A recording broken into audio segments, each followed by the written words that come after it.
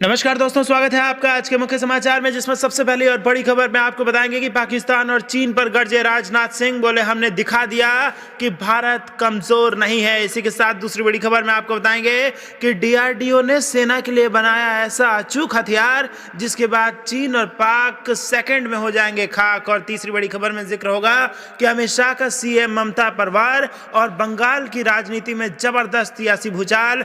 ममता बनर्जी को घेरते हुए अमित शाह ने कहा कि भारत की आजादी के लिए लड़ने वालों ने ऐसी ओछी राजनीति की कभी कल्पना नहीं की होगी। तो दोस्तों, हर एक खबर की गहराई में आपको ले जाएंगे, लेकिन उससे पहले अगर आपको भी देश की सेना और पीएम मोदी पर पूरा भरोसा है तो आप अभी इस वीडियो को लाइक कीजिए और इस लाल बटन को दबा के इस चैनल को फ्री में सब्सक्राइब करके घंटी बजाकर कमेंट में लिखिए जय हिंद। दोस्तों, रुक करते हैं तमाम बड़ी खबरों की तरफ। पाकिस्तान और चीन पर गरजे राजनाथ, बोले हमने दिखा दिया भारत कमजोर नहीं है। जी हां दोस्तों, रक्षा मंत्री राजनाथ सिंह ने हैदराबाद के डुंडिगल में एयरफोर्स एकेडमी में कंबाइंड ग्रेजुएशन परेड का जायजा लिया। इस दौरान उन्होंने कहा, अब तो भारत आतंकवादियों के खिलाफ देश के भीतर ही नहीं बल्कि सीमा पार जाकर भी प्रभावी कार्रवाई कर रहा है। बालाकोट में भारतीय वायुसेना ने आतंकवाद के खिलाफ प्रभावी कार्रवाई करके सारी दुनिया को भारतीय सेना की ताकत और आतंक के खिलाफ उसके मजबूत इरादों से परिचित करा दिया। राजनाथ सिंह ने कहा कि पश्चिमी सेक्टर में पाकिस्तान से लगती सीमाओं पर आए दिन हमारा पड़ोसी कुछ न कुछ नापाक हरकतें करते रहता है। एक नहीं बल्कि 4 युद्धों में मात खाने के बाद भी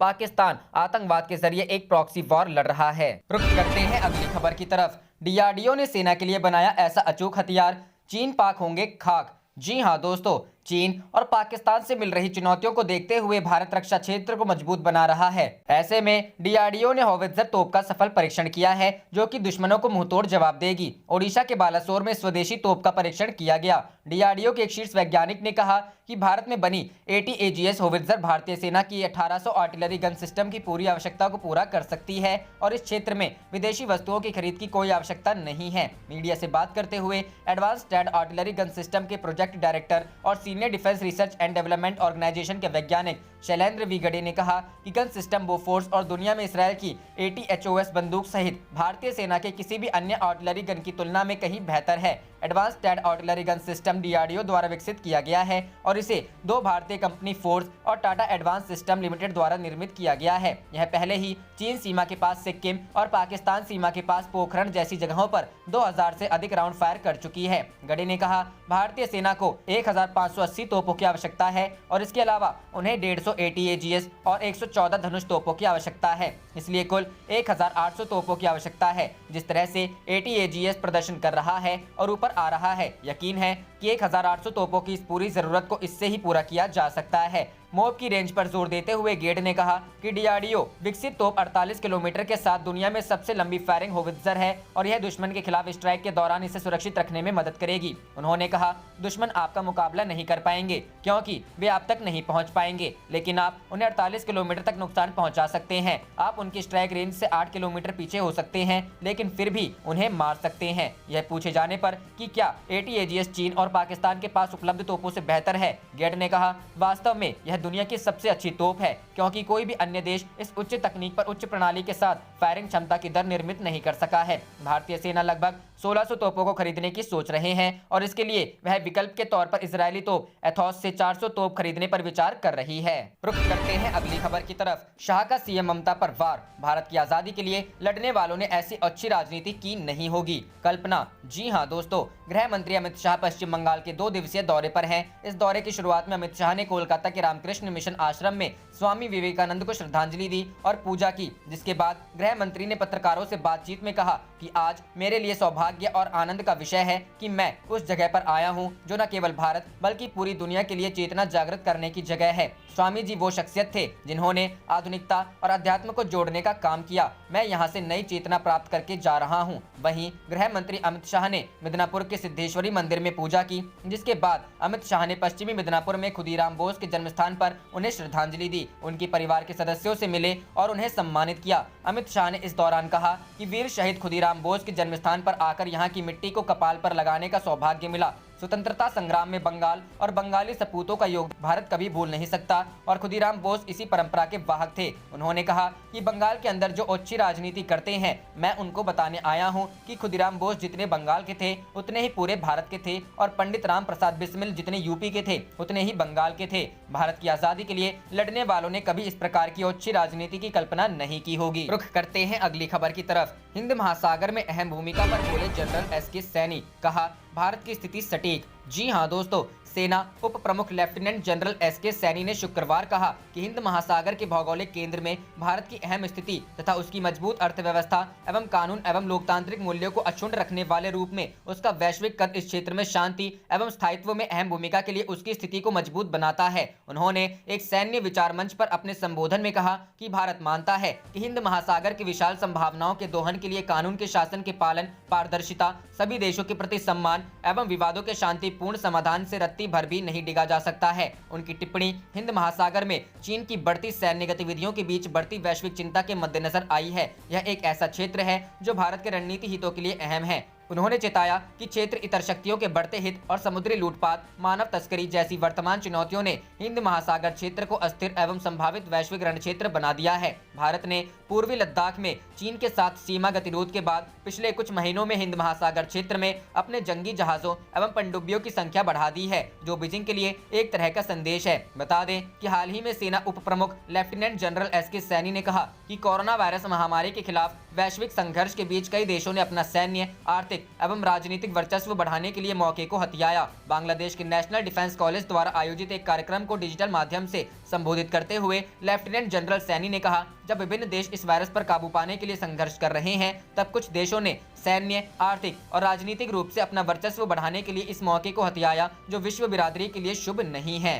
रुख करते हैं अगली खबर की तरफ। पंजाब में 10 साल का रिकॉर्ड टूटा, दिल्ली बनी शिमला। राजस्थान के सभी 33 जिलों में पारा 60 डिग्री से नीचे। जी हां दोस्तों, शिमला और कश्मीर में बर्फबारी के बाद अब दिल्ली में भी कड़ाके की ठंड शुरू हो गई है। दिल्ली के जाफरपुर में पारा शिमला के बराबर पहुंच गया है। यहां तापमान सामान्य से 6 डिग्री कम रिकॉर्ड किया गया। वहीं पंजाब के अमृतसर में ठंड ने 10 साल का रिकॉर्ड तोड़ दिया। यहां पारा 0.4 डिग्री पर पहुंच गया है। जलंधर में तापमान 1.6 डिग्री रहा। बर्फीली हवाओं ने बिहार की राजधानी पटना में भी कोल्ड डे जैसे हालात पैदा कर दिए हैं। यहां एक दिन में पारा 4 डिग्री तक गिर गया। राजस्थान में शीतलहर के साथ सर्दी का सितम जारी है। 24 घंटे के दौरान ही ज्यादातर शहरों में पारा 3 डिग्री सेल्सियस तक और नीचे चला गया। अधिकांश स्थानों पर न्यूनतम तापमान 10 डिग्री से कम था। एक भी शहर ऐसा नहीं रहा जहां रात का पारा 7 डिग्री से ज्यादा हो। वहीं माउंट आबू और चंदन के बाद अब चूरू और जोबनेर में पारा माइनस में चला गया। बीती रात जोबनेर और माउंट आबू में तापमान -2.5 डिग्री और चूरू में -0.3 डिग्री सेल्सियस दर्ज किया गया।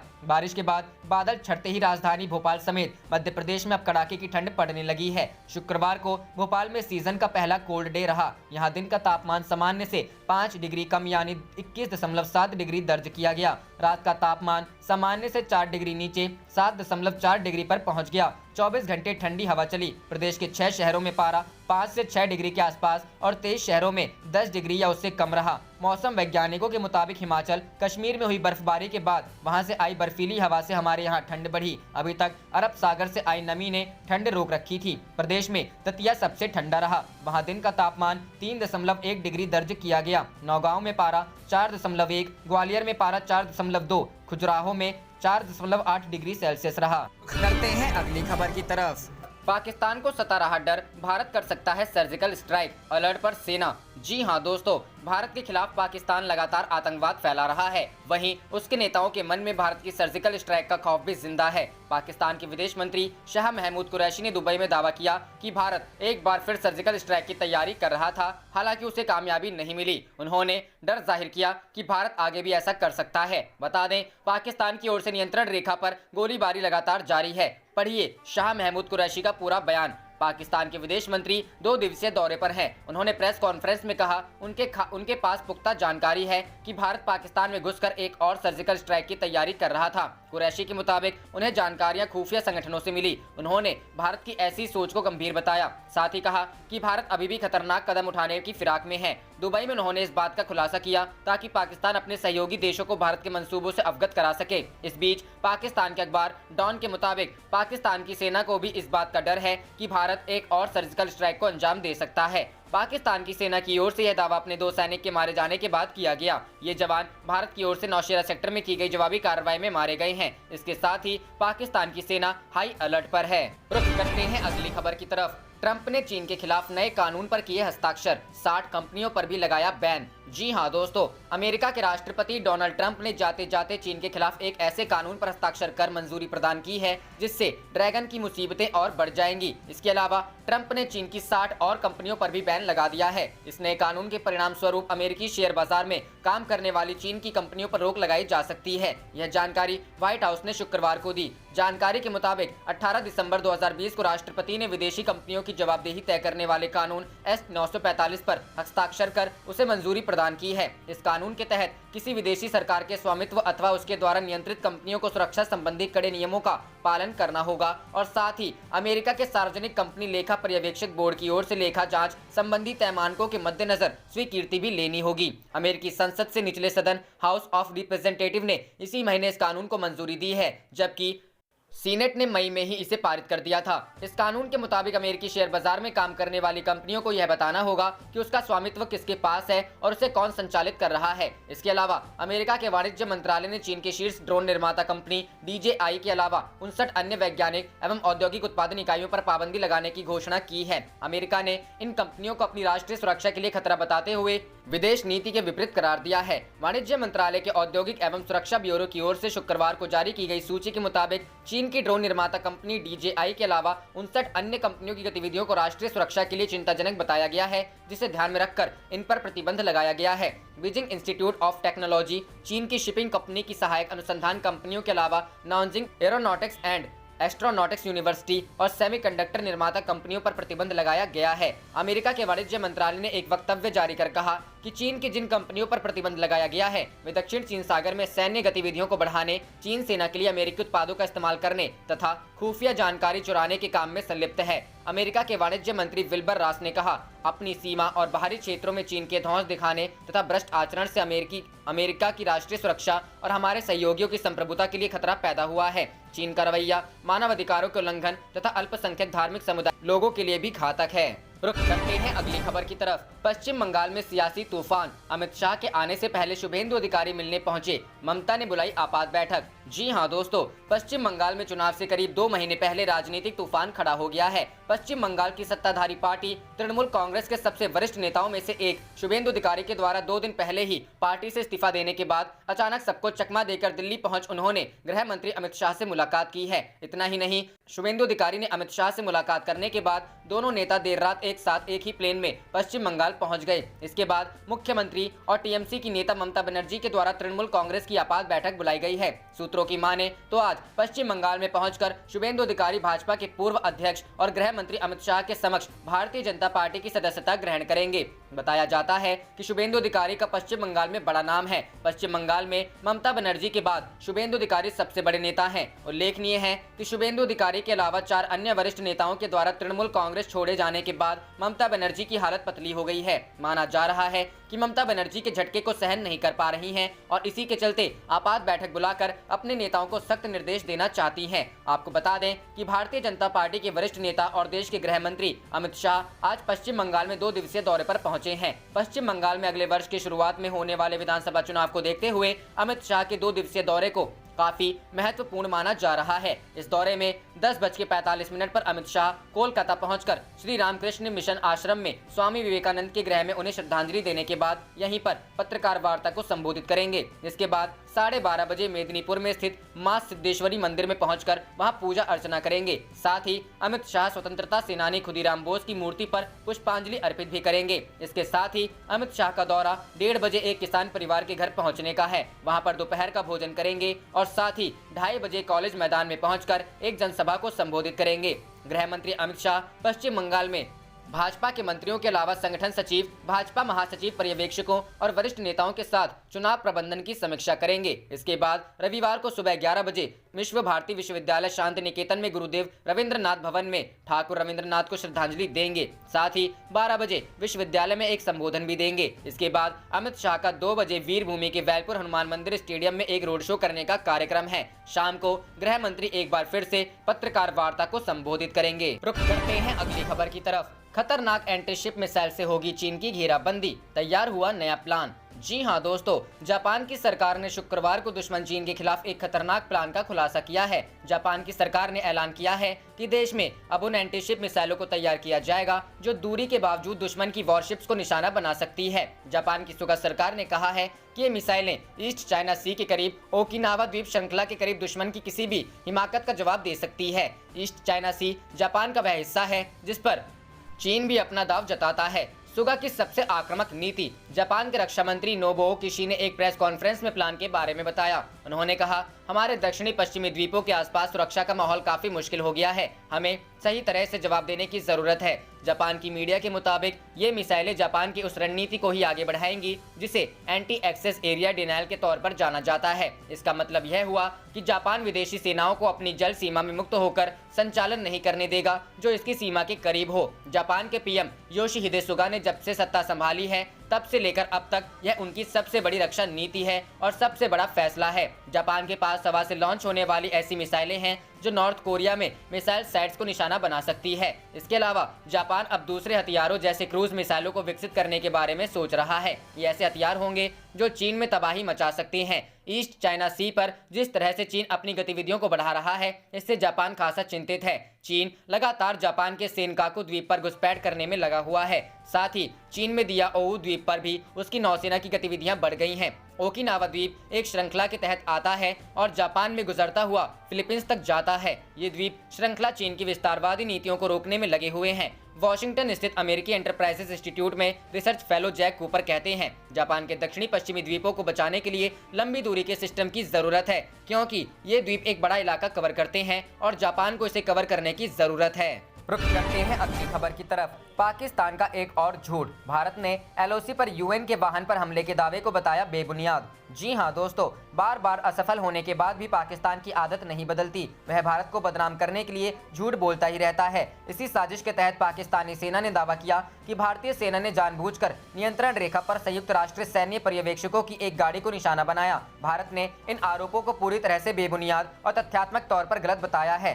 सूत्रों के मुताबिक भारतीय सेना ने गुलाम कश्मीर में यूएनएमओ के वाहन को निशाना बनाने वाली रिपोर्टों को झूठा बताया है। समाचार एजेंसी एएनआई ने सूत्रों के हवाले से बताया, आज इस क्षेत्र में भारत की ओर से कोई गोलीबारी नहीं हुई क्योंकि संयुक्त राष्ट्र के वाहनों की गतिविधियों के बारे में पहले से ही जानकारी होती है, इसलिए इस तरह की गोलीबारी का कोई सवाल ही नहीं उठता। आरोप बेबुनियाद है। इससे पहले पाकिस्तानी विदेश मंत्रालय के प्रवक्ता जाहिद हाफिज चौधरी ने कहा कि यह घटना एलओसी पर चिरीकोट सेक्टर में सुबह लगभग 10:45 पर हुई। इस झूठे दावे पहले पाकिस्तान द्वारा यह दावा किया गया था कि भारत उसके खिलाफ एक बार फिर सर्जिकल स्ट्राइक की योजना बना रहा था। 2 दिवसीय दुबई की दौरे की समाप्ति पर एक संवाददाता सम्मेलन पाकिस्तान के विदेश मंत्री शाह महमूद कुरैशी ने शुक्रवार को कहा कि उन्हें विश्वसनीय जानकारी थी कि भारत पाकिस्तान के खिलाफ सर्जिकल स्ट्राइक की योजना बना रहा था। पाकिस्तान सर्जिकल स्ट्राइक से इतना डरा हुआ है कि उसने अपनी सेना को हाई अलर्ट पर रखा है। उसे लग रहा है कि भारतीय सेना एक बार फिर ऐसी कार्रवाई कर सकती है। बता दें कि जम्मू और कश्मीर के राजौरी जिले में नौशेरा सेक्टर में भारतीय सेना ने पिछले दिनों एलओसी पर पाकिस्तान सेना द्वारा किए गए संघर्ष विराम उल्लंघन का जवाब देते हुए उनके 2 सैनिकों को मार गिराया था। इसके बाद ही पाकिस्तान ने यह दावा किया है। रुख करते हैं अगली खबर की तरफ। चीन से विवाद आगे बढ़ा तो भारत के साथ खड़ा होगा अमेरिका। जी हां दोस्तों, चीन की आक्रामक नीति पर चिंता जताते हुए अमेरिका ने कहा है कि जरूरत पड़ने पर वह भारत के साथ खड़ा होगा। अमेरिका ने हांगकांग, ताइवान, दक्षिण चीन सागर और भारतीय सीमा पर चीन की आक्रामक नीति पर चिंता जताई है। व्हाइट हाउस के वरिष्ठ प्रशासनिक अधिकारी ने कहा, राष्ट्रपति डोनाल्ड ट्रंप ने अपने कार्यकाल में अमेरिका भारत रक्षा संबंधों को वास्तव में मजबूत किया, इसका आकार बढ़ा और यह परस्पर फायदे वाले सहयोग के तौर पर विकसित हुए। पूरे विश्व में चीन जिस तरह की आक्रामकता दिखा रहा है वह चिंताजनक है। भारतीय सीमा पर बने सैन्य गतिरोध पर यदि स्थिति बिगड़ती है तो अमेरिका भारत के साथ खड़ा होगा। 7 महीने से पूर्वी लद्दाख में बनी गतिरोध की स्थिति में अमेरिका भारत के संपर्क में है। उसने भारत को कई उपयोगी उपकरण उपलब्ध करवाए हैं। साथ ही भारत के प्रति नैतिक समर्थन भी व्यक्त किया है। मामले का यदि शांतिपूर्ण समाधान हो जाए तो वह सबसे अच्छा होगा। इस समय अमेरिका भारत के लिए रक्षा उपकरणों का दूसरा सबसे बड़ा आपूर्तिकर्ता देश है। दोनों देशों के रक्षा उपकरणों का कारोबार $20 अरब तक पहुंच चुका है, जबकि एक दशक पहले यह शून्य था। उल्लेखनीय है कि पूर्वी लद्दाख में वास्तविक नियंत्रण रेखा पर चीन ने मई में अतिक्रमण कर लिया था। उसे रोकने के लिए भारत ने भी अपनी सेना तैनात कर दी। भीषण ठंड और बर्फबारी के इस मौसम में दोनों देशों के सैनिक आमने सामने डटे हुए हैं। अमेरिका के think tank US institute of peace की एक रिपोर्ट में कहा गया है कि चीन और पाकिस्तान के बीच संबंध तेजी से मजबूत हुए हैं। उसका प्रभाव पाकिस्तान की सरकार, प्रशासन के साथ ही आर्थिक नीतियों पर भी स्पष्ट दिखाई दे रहा है। चीन भारत और पाक के विवाद में भी पाकिस्तान की तरफदारी के लिए बराबर रुचि दिखा रहा है। विशेष तौर पर पिछले साल से चीन ने कश्मीर के मसले पर तटस्थता से आगे बढ़ते हुए पाकिस्तान को अपना समर्थन दोगुना बढ़ा दिया है। चीन भारत पाकिस्तान के बीच संघर्ष की स्थिति बनाकर भारत को ऐसी स्थिति में लाना चाहता है जिसमें उसे दो तरफा संघर्ष की स्थिति बनी दिखाई दे। इस रणनीति से भारत के संसाधन और ध्यान बटा रहेगा और भारत के लिए मुसीबतें खड़ी रहेंगी। आप देख रहे थे आपका अपना चैनल जय हिंद जय भारत।